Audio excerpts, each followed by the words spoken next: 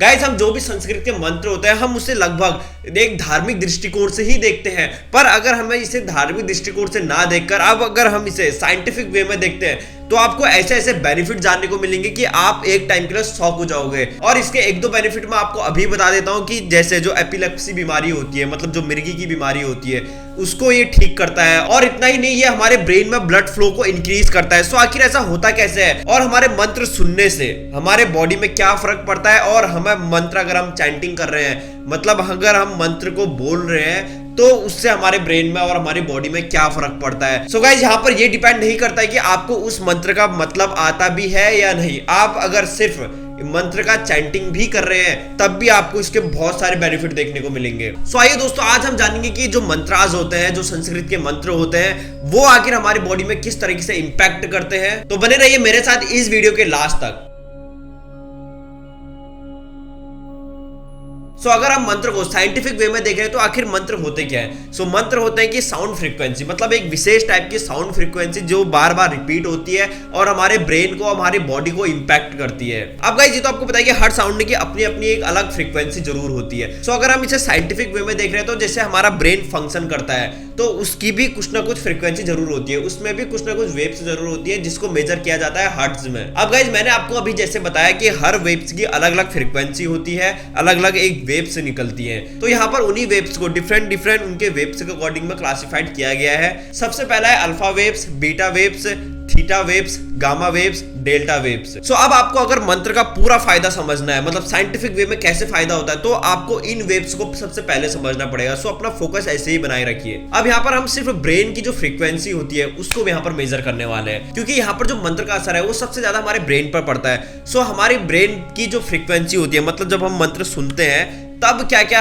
Wave से निकलती है, किस लेवल की वो फ्रीक्वेंसी होती है, तो उसके लिए आपको इस अल्फा, बीटा, गामा, डेल्टा और थीटा वेव्स को समझना पड़ेगा। अब यहाँ पर जो अल्फा वेव्स होती हैं वो होती है 8 to 13 हर्ट्ज के बीच में। सो अगर ब्रेन 8 to 13 हर्ट्ज की जो फ्रीक्वेंसी होती है वो जनरेट कर रहा है तो उसे अल्फा वेव्स के अंदर रखा गया है, जो जनरेट होती है मेडिटेशन से, थिंकिंग से, और बॉडी जब रिलैक्स फील करती है और जो हमारे रिलैक्सेशन हार्मोन से तब वो रिलीज होते हैं, तो तब ब्रेन में 8 to 13 हर्ट्ज की फ्रीक्वेंसी रिलीज होती है। अब ऐसी जो बीटा वेव्स होती है वो 14 to 20 हर्ट्ज तक होती है।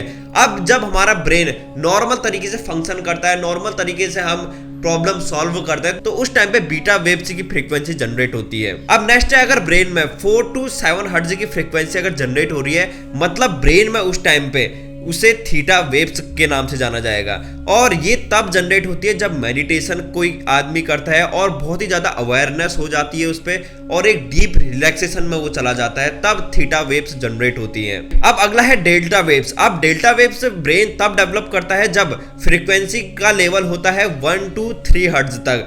अब ये होता है कि जब हम एक अनकॉन्शियस स्टेज में चले जाते हैं या बहुत ही डीप मेडिटेशन में चले जाते हैं, जो बहुत ही रेयर होता है। अब जो अगली जो स्टेट है वो है गामा वेव्स। अब गाइज इसको गामा वेव्स को तब रिकॉर्ड किया गया है जब जो टिबेटियन मॉन्क्स होते हैं, जो बहुत सालों तक तपस्या करते हैं, ध्यान करते हैं, तब उनके ब्रेन में ये विशेष टाइप की गामा वेव्स जनरेट होती है जो नॉर्मल ह्यूमन में नहीं जनरेट होती है। अब मैंने आपको आपके ब्रेन में किस हर्ट्ज तक की फ्रीक्वेंसी जनरेट होती है, वो भी किस किस टाइम पे, वो पूरा क्लासिफाइड करके बता दिया है। सो अब आप ये चीज ध्यान रखिए, क्योंकि मंत्रा की जो फ्रीक्वेंसी होती है वो थोड़ा इनसे रिलेट करती है। सो अगर आप और मैं अगर मंत्र को पूरे सही प्रोनाउंसिएशन के साथ अगर उसका उच्चारण कर रहे हैं, उसका चैंटिंग कर रहे हैं, तब हमारे ब्रेन में 3 to 7 हर्ट्ज की फ्रीक्वेंसी जनरेट होती है। जी हाँ गाइस, ये पूरा का पूरा साइंटिफिक प्रूवन बात है। सो अब अगर हमें मंत्र को उच्चारण करने से ही हमारे ब्रेन में 3 to 7 हर्ट्ज की फ्रीक्वेंसी जनरेट हो रही है, इसका मतलब तो यही होता है कि हमारा जो ब्रेन है वो एक डीप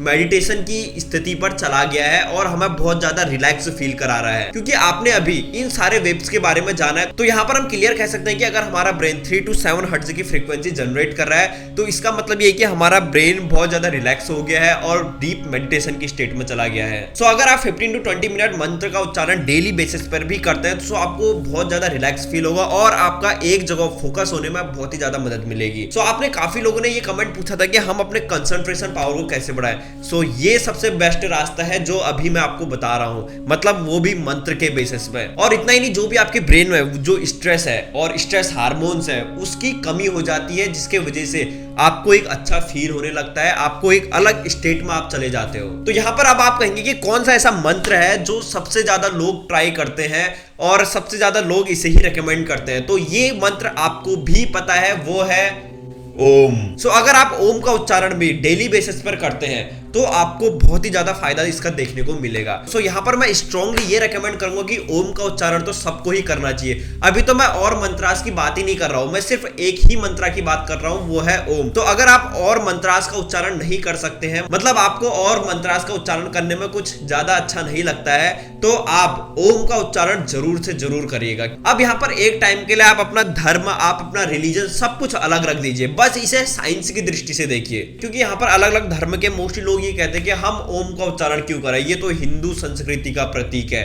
पर यहाँ पर मैं आपको ये कहना चाहूंगा कि सो अगर आप यहाँ पर धर्म को साइड में रखकर ओम का उच्चारण खुद के बेनिफिट के लिए करते हैं तो इस चीज का आपको बहुत ही अच्छा बेनिफिट देखने को मिलेगा। तो अब मैं यहाँ पर बता दूं, जो ओम की फ्रीक्वेंसी होती है वो होती है 7.3 हर्ट्ज। अब 7.3 हर्ट्ज की फ्रीक्वेंसी अगर आपके ब्रेन में जा रही है तो आपको क्या क्या इसके बेनिफिट मिलेंगे, क्योंकि अभी आपने देखा है कि अल्फा वेव्स में क्या होता है, बीटा वेव्स में क्या होता है और थीटा वेव्स में क्या होता है। तो ये अगर हम कहें कि ये कॉम्बिनेशन है इन सब का, तो ये चीज गलत नहीं होगी, क्योंकि इसमें आप बहुत ज्यादा रिलैक्स फील करते हो। और इतना ही नहीं, आप एक मेडिटेशन की स्टेट में चले जाते हो, जिसके बाद आपका जो ब्रेन का फंक्शनिंग करने का जो लेवल होता है वो बहुत हद तक बढ़ जाता है। सो गाइज अब आप कहेंगे कि मैं तो ये बात बोल रहा हूँ, क्या साइंटिफिक प्रूवन भी कोई चीज है? तो गाइज मैं आपके लिए सारे के सारे प्रूफ लेके आया हूँ। तो गाइज यहाँ पर जब मैं स्क्रिप्ट बना रहा था तो मुझे बहुत सारे इंटरेस्टिंग फैक्ट भी मिलते हैं। अब यहाँ पर ओम के बारे में मुझे एक इंटरेस्टिंग फैक्ट ये मिला है कि हम इसके बेनिफिट पर अगर थोड़ी देर पाएंगे, अभी हम ये इंटरेस्टिंग फैक्ट सुन लेते हैं। बहुत सारे थ्योरीज ये कहते हैं कि जो ओम की उत्पत्ति है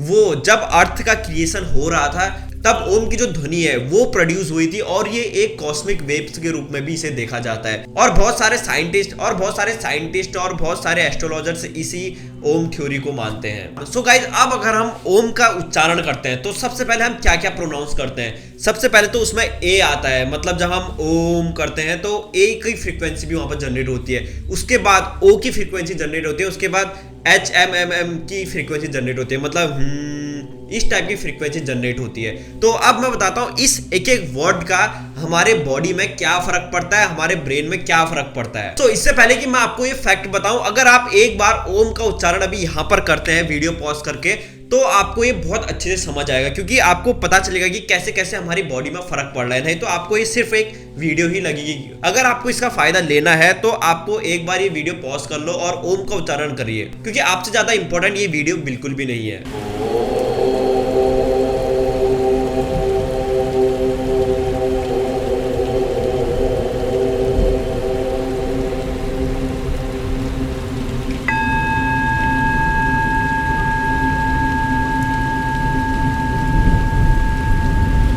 सो अगर आपने ओम का उच्चारण कर लिया है तो अब आप इसको सुनिए। सो अगर आपने नहीं भी किया है तो आप इस वीडियो के बाद जरूर करिएगा। और अब जैसे ही आप ओम की चैंटिंग स्टार्ट करते हो, सबसे पहले आप किस चीज से स्टार्ट करते हो? सबसे पहले आप ओ से स्टार्ट करोगे, मतलब ओम ऐसे करके आप स्टार्ट करते हो। सो जब आप ओ की चैंटिंग करते हो, मतलब ओ ऐसे करके जब आप बोलते हो, तब ये क्रिएट करता है sensation in throats and chest region पर। मतलब ये हमारे थ्रोट में और हमारे चेस्ट में वहां पर ये गजब का एक सेंसेशन क्रिएट करता है, जिसके वजह से जो ब्लड फ्लो होता है वो एक हद तक बढ़ जाता है। अब आपने ओ का उच्चारण तो कर लिया, अब बारी आती है ए की, क्योंकि बीच में आपको ए भी जोड़ना पड़ता है, जैसे ओम करके आपको ए की उच्चारण भी यहां पर आपको सुनने को मिलता है। सो जब आप ए का उच्चारण करते हो तब आप फील करते हो सेंसेशन आपके नर्वस सिस्टम पे और आपके स्टमक पे, और इतना ही नहीं आपके चेस्ट रीजन पर भी। जी हाँ गाइज, अगर इनका सेंसेशन आपके सीधा डायरेक्ट नर्वस सिस्टम पे हो रहा है और स्टमक में हो रहा है और चेस्ट रीजन में हो रहा है, तो आप देख सकते हैं कि इसका कितना ज्यादा बेनिफिट आपको देखने को मिलेगा, क्योंकि इस वजह से आपका जो स्ट्रेस हार्मोन है वो कम होते जाएंगे और जो हैप्पी हार्मोन है वो बढ़ते जाएंगे। आप मेडिटेशन की स्टेट में जाते जाओगे और आपका फोकस इंप्रूव होता जाएगा। और इतना ही नहीं, जब आप लास्ट में हूं का उच्चारण करते हो, मतलब जब आप ओम, ये जो हूं का उच्चारण है, अब आप एमएमएम का उच्चारण कर रहे हो, मतलब ये वाला उच्चारण कर रहे हो तो इसका डायरेक्ट असर आपके ब्रेन पर होता है और आपकी नेजल कैविटी पे होता है, क्योंकि जब आप लास्ट में का उच्चारण करते हो तो आपके इससे नेजल कैविटी जो मतलब आपकी नाक है उस पर एक सेंसेशन क्रिएट होता है और ब्रेन को एक अलग टाइप की फ्रीक्वेंसी भी मिलती है। जी हाँ गाइज, अगर आपको ये भरोसा नहीं हो रहा है तो आप खुद भी ये ट्राई करके देख सकते हैं और आई एम 100% श्योर कि आपको ये चीज जरूर से जरूर फील होगी, क्योंकि ये बहुत सारे साइंटिस्ट ने प्रूफ कर चुके हैं। और इतना ही नहीं, तब साइंटिस्ट ने सोचा अगर हम सिर्फ ओम का उच्चारण करने से हमें इतना बेनिफिट मिल रहा है तो क्यों ना जब कोई इंसान ओम का उच्चारण करता है उसका एमआरआई स्कैन किया जाए, वो भी ब्रेन का। सो आखिर हमारे ब्रेन में क्या इसका असर पड़ रहा है ऐसा जिससे हमें इतने बेनिफिट देखने को मिल रहे हैं। तो साइंटिस्ट ने कुछ ऐसा ही किया, उन्होंने एक ऐसे इंसान को लिया जो ओम का चैंटिंग कर रहा था और उसका फिर एमआरआई स्कैन किया। अब आपको यहाँ पर ये एमआरआई की इमेजेस दिख रहे हैं। तो ये जब इमेजेस साइंटिस्ट ने देखी तो उन्होंने क्लियर ये कहा है अपने रिसर्च पेपर में कि जब कोई भी ओम की चैंटिंग करता है तो जो वेगस नर्व होती है, मतलब हमारे ब्रेन में एक नर्व होती है जिसका नाम होता है वेगस नर्व। अब ये जो वेगस नर्व होती है जब कोई भी ओम का चैंटिंग करता है तो ये वेगस नर्व स्टिमुलेट हो जाती है, मतलब अगर हम लोकल लैंग्वेज में कहें तो ये वेगस नर्व एक तरीके से उत्तेजित हो जाती है। सो अगर डॉक्टर्स को किसी डिप्रेशन का ट्रीटमेंट करना होता है या मिर्गी का ट्रीटमेंट अगर करना है यानी एपिलेप्सी का ट्रीटमेंट अगर करना है तो उन्हें वेगस नर्व को ही स्टिमुलेट करना पड़ता है। जी हाँ गाइज, तो अब आप सोच सकते हैं कि अगर डॉक्टर डिप्रेशन की स्टेट में और एपिलेप्सी की स्टेज में अगर वेगस नर्व को स्टिमुलेट करते हैं तो सिर्फ ओम का उच्चारण करने से वो अपने आप स्टिमुलेट हो जाती है without any medication and without any surgery. और इतना ही नहीं, जब उस आदमी का एमआरआई स्कैन देखा जा रहा था तब उन्होंने क्लियर ये भी कहा कि ये हमारे ब्रेन को बहुत ही ज्यादा रिलैक्स करता है, ये हमारी बॉडी को बहुत ही ज्यादा रिलैक्स करता है, स्ट्रेस हार्मोन इनसे कम होते हैं जिससे आदमी को बहुत अच्छा फील होता है और बहुत ही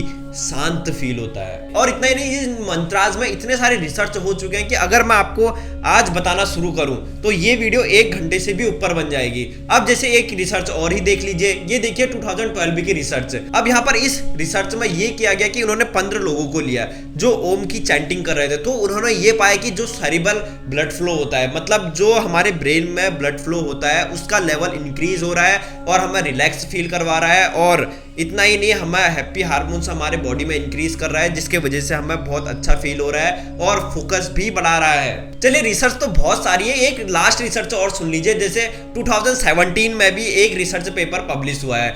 अब इस रिसर्च पेपर में ये पाया गया कि जब भी कोई ओम की चैंटिंग करता है या किसी भी टाइप की मंत्राइज की चैंटिंग करता है तब उसका जो राइट ब्रेन और लेफ्ट ब्रेन होता है वो सिंक्रोनाइज हो जाता है, जिसकी वजह से जो अल्फा वेव्स होती हैं, जो भी मैंने आपको बताया, अल्फा वेव्स की फ्रीक्वेंसी जनरेट करने लगता है जिसकी वजह से हम बहुत ही ज्यादा रिलैक्स फील करते हैं और हमारी बॉडी में ब्लड फ्लो इंक्रीज होता है और हमारी मेमोरी को भी ये इंप्रूव करता है जिससे हमारी मेमोरी काफी ज्यादा शार्प हो जाती है। सो इतने सारे रिसर्च पेपर तो आपके लिए काफी होंगे कि मंत्रास के हमारी बॉडी में क्या इंपैक्ट पड़ता है। सो ऐसा नहीं कि मेरे पास और रिसर्च पेपर नहीं है, मेरे पास इससे भी ज्यादा रिसर्च पेपर पड़े हुए हैं। अगर वो मैं इस वीडियो में बताने लग गया तो ये वीडियो बहुत ही ज्यादा लंबी हो जाएगी। तो गाइस, ये तो हमने बात कर ली पूरे के पूरे साइंस की। अब जरा हम धर्म की तरफ भी इसे लेकर देखते हैं। अब जैसे आपने देखा होगा जो पहले के लोग थे, जैसे ऋषि मुनि लोग थे और जो गुरुकुल में बच्चे पढ़ते थे, उनका सबसे ज्यादा ध्यान मंत्रों पर दिया जाता था। सो आप ही सोचिए उनका सबसे ज्यादा ध्यान मंत्रों पर ही क्यों दिया जा रहा है, क्योंकि उनको भी पता है कि इसके बहुत सारे बेनिफिट हमें देखने को मिलते हैं। तो इसी की वजह से जो गुरुकुल में पहले जो शिष्य पढ़ते थे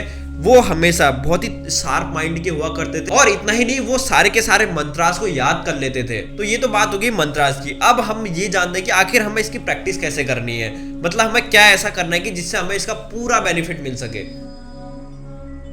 सबसे पहले आपको कंफर्टेबल हो जाना है, मतलब आप एक अच्छी पोजीशन में बैठिए जिसकी वजह से आप बहुत ही ज्यादा कंफर्टेबल फील करते हैं और आप थोड़ी देर के लिए मेडिटेशन स्टार्ट कर लीजिए और आपको जमीन पर बैठना है या आप चेयर पे भी बैठ सकते हैं। और जो आपकी हैंड की पोजीशन है वो एक मुद्रा की पोजीशन में होनी चाहिए, मतलब अगर आप ध्यान मुद्रा की पोजीशन में अगर आपने हैंड को रखते हो तो वो बहुत ही ज्यादा अच्छा होता है। अब आपको टाइमर सेट करना है कि आपको 30 मिनट तक का मंत्र का उच्चारण करना है और जब आप ये मंत्र का उच्चारण स्टार्ट कर रहे हैं तब आपको बहुत ही गहरी सांस लेनी है और वो भी बहुत ही आराम से। अब जैसे ही आप गहरी सांसों के साथ अपनी सांसें छोड़ते हो तब आपको मंत्र भी रिलीज करने हैं, मतलब मंत्र भी आपके सांसों के साथ चलने चाहिए। अब ऐसे ही आपको धीरे धीरे सांस लेके मंत्र को भी बोलना है और धीरे धीरे सांस के साथ मंत्र भी छोड़ने हैं। तो अगर आप 30 मिनट बाद एक सक्सेसफुल तरीके से मंत्र का उच्चारण कर लेते हैं तब आपको ऐसा नहीं कि आप कुछ जल्दी से उठ के आप कहीं चले गए, तो आपको थोड़ी देर वहीं पर ही बैठा रहना है और थोड़ी देर अपने ब्रेन को और शांत करना है मेडिटेशन के थ्रू। तो जब आप ये सारी प्रोसेस फॉलो करेंगे तो आपको इसके बहुत ही सारे बेनिफिट देखने को मिलेंगे। और आपको अगर ये 15 to 20 मिनट भी अगर आप ये डेली बेसिस पर करते हैं तो आपको इसके काफी सारे बेनिफिट आपको देखने को मिलेंगे। सो आई होप गाइस आपको आज की वीडियो इंटरेस्टिंग लगी होगी और ये वीडियो को ज्यादा से ज्यादा शेयर करिएगा, क्योंकि ये वीडियो सबके लिए बहुत इंपॉर्टेंट है। क्योंकि आज की डेट में बहुत सारे लोग डिप्रेशन से भी जूझ रहे हैं, तो उनकी लाइफ में ये वीडियो एक बहुत बड़ा रोल प्ले कर सकती है। सो मिलते हैं ऐसी कुछ इंटरेस्टिंग टॉपिक के साथ, तब तक के लिए थैंक यू सो मच।